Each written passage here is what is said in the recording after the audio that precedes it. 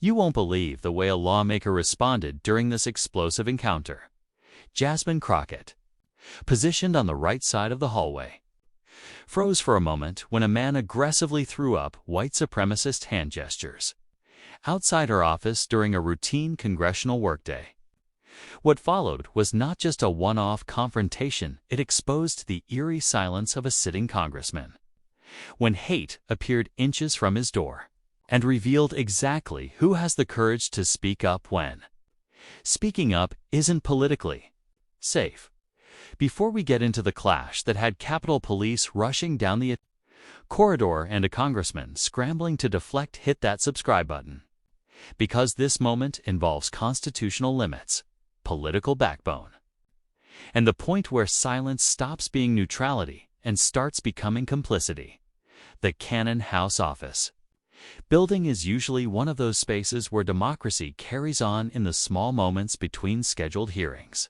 Identical hallways, offices packed with staffers juggling coffee and briefing binders, interns hurrying to deliver paperwork, tourists moving in clusters with guides explaining government history, everything blending into a strange mix of seriousness and routine. It's an environment built on professionalism, where disagreements are supposed to be handled through procedure, amendments, and formal debate. Even harsh criticisms, it's softened by parliamentary language, which is exactly why what happened on a late October Tuesday felt so violently out of rhythm, so wrong, so unnerving. Jasmine Crockett was walking back to her office with two of her staffers between committee meetings, prepping for an upcoming vote series when something unusual caught her attention. About 15 feet from her office door stood a man, white, mid-40s, wearing a tactical vest over a black shirt, holding a sign that read, "Defend America First." That alone wouldn't have raised alarms. Protests happen constantly on Capitol grounds. People come to speak their minds, criticize leaders, ask for change. That's part of the job. But this man wasn't simply standing there as Crockett and her staff closed the distance. He locked eyes with her slowly, intentionally, and flashed a series of clearly recognizable white supremacist hand signs. Not one accidental gesture, not a misunderstanding. Repeated, deliberate signals, all while staring straight at her, so there was no possibility of misinterpretation. His face carried a cold, calculated look and expression designed to intimidate. One staffer stepped closer to Crockett, protective instincts kicking in. The other quietly lifted their phone and began recording.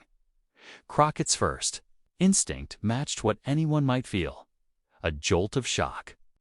Then a quick shot of fear, followed by the rapid internal question: is this about to escalate?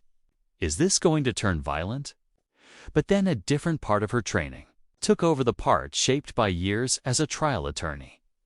Don't flinch, don't feed the threat, and absolutely don't let someone think they can intimidate a sitting member of Congress in her own workspace. "Sir," she said evenly, masking the adrenaline thundering through her chest, "you need to clear this area. You're creating a threatening environment for staff and members." The man smiled, not friendly, but predatory. "I've got a First Amendment right to be here," he replied, using that practiced, falsely polite tone extremists adopt when they're trying to provoke while pretending innocence. "I'm not threatening anyone. I'm expressing political views." Before Crockett could respond, a door opened further down the hall. Congressman Cory Mills stepped out. Mills, Florida Republican, former military, now a full-time participant in culture war theatrics, stood in the situation. For a split second, Crockett thought he might actually step in responsibly, recognizing the very real security concern. That hope died instantly. "Representative," Mills strolled toward them with the swagger of someone expecting to score a political moment.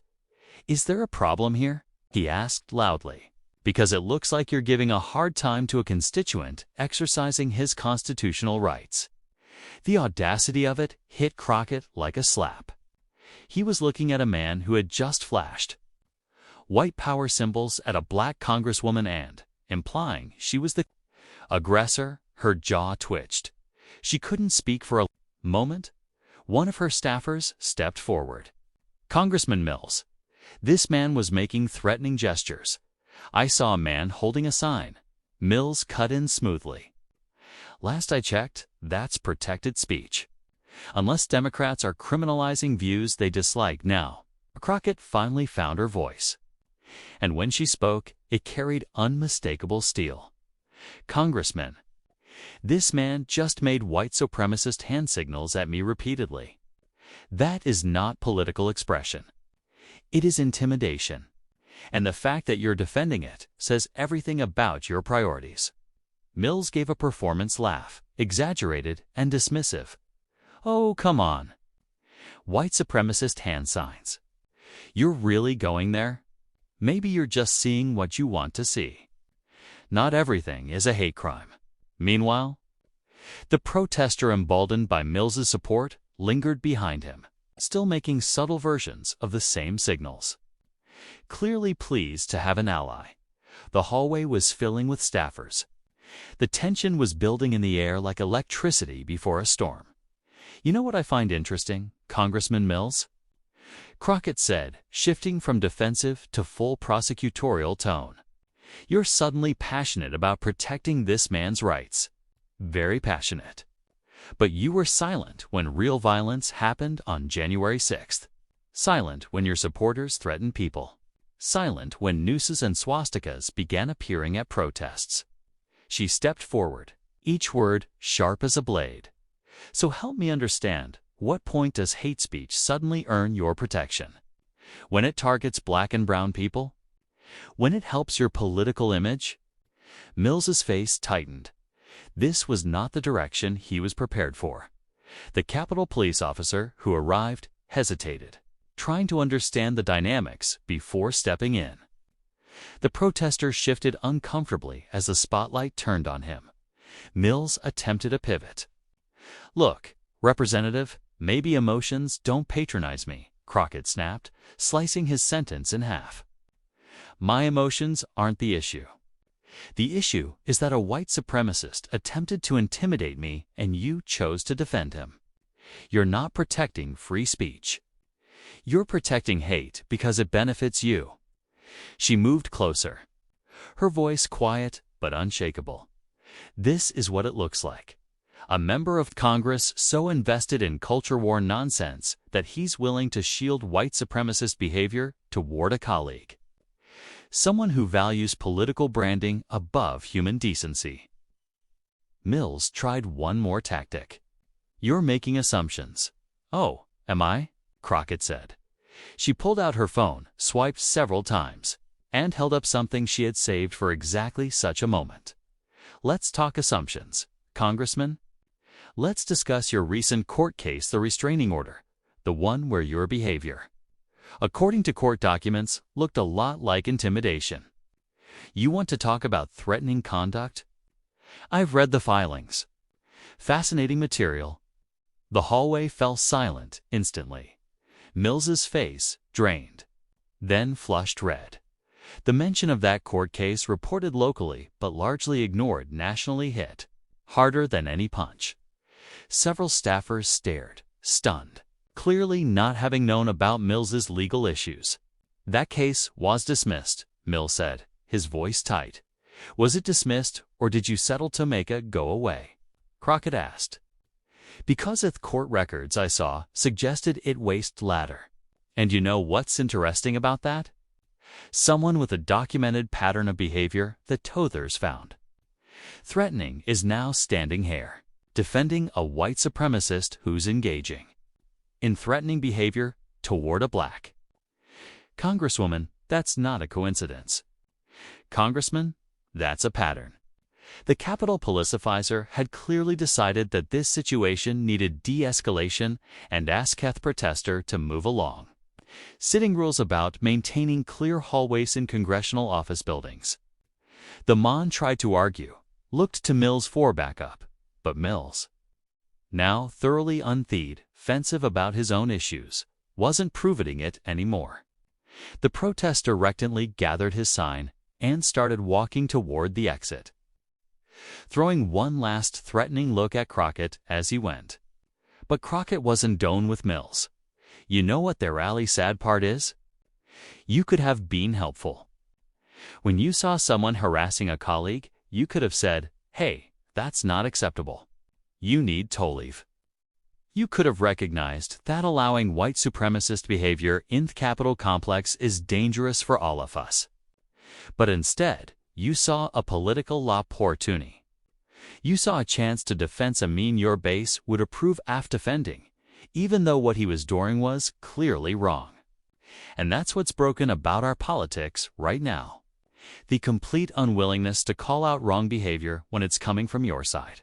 Mills, recognizing he'd lost this confrontation badly, tried to retreat with whatever dignity he could salvage.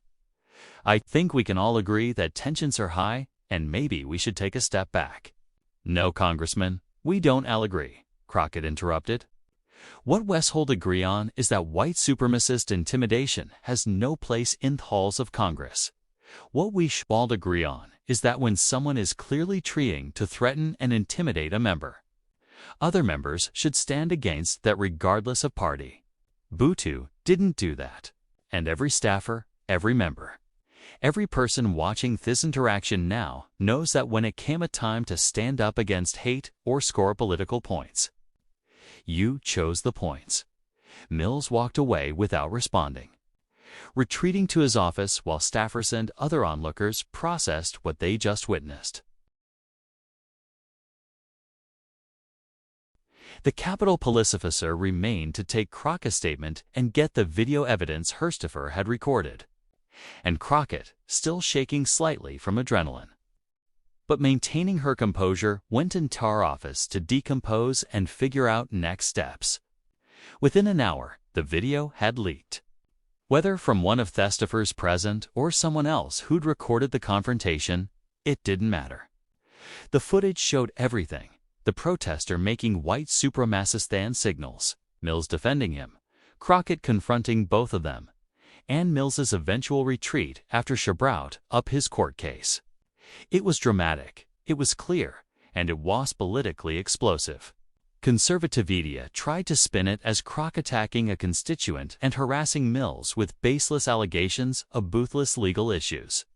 But the video made Ethord to sell that narrative. The threatening behavior was obvious. Mills's defense of it was indefensible. And Crockett's response looked like exactly what it was: a member of Congress refusing to be intimidated in her own workplace. Progressive media and civil rights organizations rallied to Crockett's defense. Immediately, the NAACP issued a statement calling the incident a stark reminder of the threats that black elected officials face and the complicity of those who enable such behavior. The Congressional Black Caucus held a press conference, demanding better security protocols and calling out Mills's name for his role in the confrontation. Most significantly, several other members of Congress, including a few Republicans, quietly reached out to Crockett to express support and concern. They didn't do it publicly. Political loyalties made that difficult. But the private messages of what happened to you was wrong. And Mills should be ashamed of himself suggested that even within the Republican conference, there was recognition that Mills had crossed a line. Mills himself tried to do damage control through a statement, claiming he'd been trying to de-escalate the situation and that Crockett had mischaracterized his intentions. But when pressed by reporters about whether thought the protesters' hand signals were appropriate, he refused to condemn them, instead saying that, "I can't control how people gesture with their hands. It was a non-answer that made him look even worse." The court case that Crockett had referenced started getting renewed media attention. Investigative reporters dug into the details, finding allegations from Mills's ex-partner about aggressive behavior, financial disputes, and incidents that had led to their restraining order filing. While Mills maintained the case had been resolved, the documents painted a picture that made his defense of the Capitol protester look less like principled free speech protection, and more like a reflexive defense of aggressive intimate behavior because it aligned with his political positioning. 3 days after the hallway confrontation, Crockett gave an interview that became one of her most widely shared statements. She spoke not just about that specific incident, but about the broader pattern she'd been warning about: the normalization of white supremacist imagery and behavior in political spaces, the unwillingness of many Republican officials to condemn it, and the cult-like dynamics that made calling out wrong behavior within conservative circles nearly impossible. "What happened outside my office wasn't isolated," she told the interviewer. "It's part of a pattern where people feel emboldened to express white supremacist views because they know they'll have a political cover. They know that instead of condemnation, they'll get defenders like Cory saying they're just exercising free speech. And that is dangerous because when you normalize its symbols, when you define intimidation, when you refuse to draw clear lines about what's acceptable, you're creating an environment where the next incident will be worse," she continued. "And let's be honest, about something else. This isn't really about free speech. Cory doesn't care about protecting everyone's First Amendment rights. He cares about protecting speech that serves his political purposes. Where was his passionate defense of free speech when protesters were being arrested for peacefully demonstrating against police brutality? Where was his concern about government overreach when journalists were being threatened for covering stories Republican officials didn't like? He's selective in his principles, and that selectivity reveals what this is really about." The interviewer asked about Mills's defense that he was trying to prevent things from escalating. Crockett laughed a sharp, humorless sound, "Be defending the person engaging in threatening behavior by accusing me of harassing someone who was deliberately trying to intimidate me. That's not escalation. That's taking sides." And chose to side with someone flashing white supremacist signals over a fellow member of Congress who was being threatened. That tells you everything about his priorities.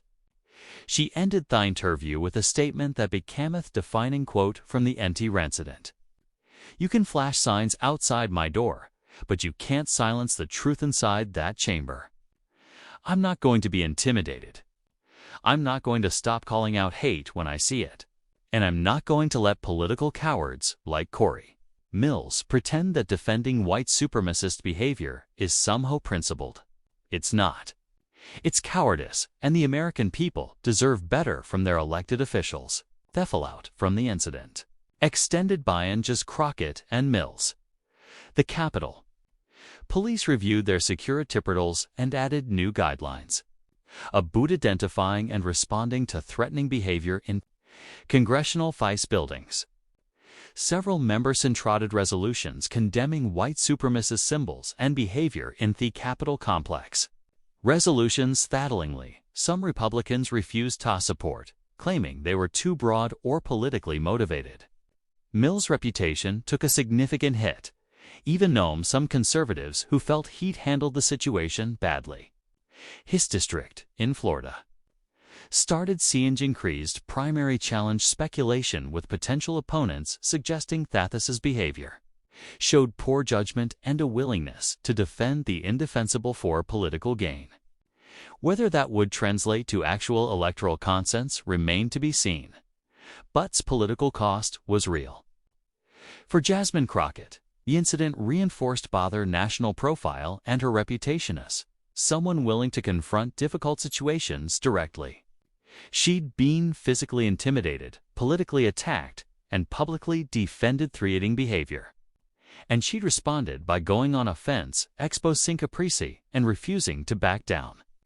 It was exactly the kind of moment that defines political careers, showing not just what someone believes, but how they act when those beliefs are tested. In a town hall back in her Dallas district, a young black woman asked Crockett how she managed to stay calm during the confrontation when she must have been scared. Crockett's answer, captured with incident, resonated beyond just political insiders. "I was scared. I'd be lying if I said I wasn't. But I realized something in that moment. If I let him intimidate me, if I let Cory Mills defend him without challenge, then I'm telling every other person who wants Tao's hate symbols to threaten black elected officials that it works, that they can silence us through fear, and I refuse to let that be the message. Soys. I was scared, but I was also angry. And sometimes anger is exactly the right response to injustice. But Crockett wasn't finished there. Here's what I want everyone to understand. What happened to me happens to people every day who don't have the platform or security or support system that I have as a member of Congress. People face hate symbols, threatening behavior, and intimidation in their workplaces. Their neighborhoods, their schools, and often they don't have anyone standing up for them. They have people like Cory Mills making excuses for the PO plethora toning them. That's what we have to change. Not just for me, but for everyone who deserves to feel safe from hate. If this breakdown of how Jasmine Crockett confronted both a white supremacist protester and the congressman who defended him showed you what courage looks like when it's tested, hit that like button and subscribe for more stories about the moments when standing up isn't convenient, but happens anyway. Drop a comment telling us how you think elected officials should respond when they witness threatening behavior. And share this with anyone who needs to see that silence in the face of hate is always a choice, and so is speaking up. Your engagement helps us keep covering stories about people who choose courage over comfort.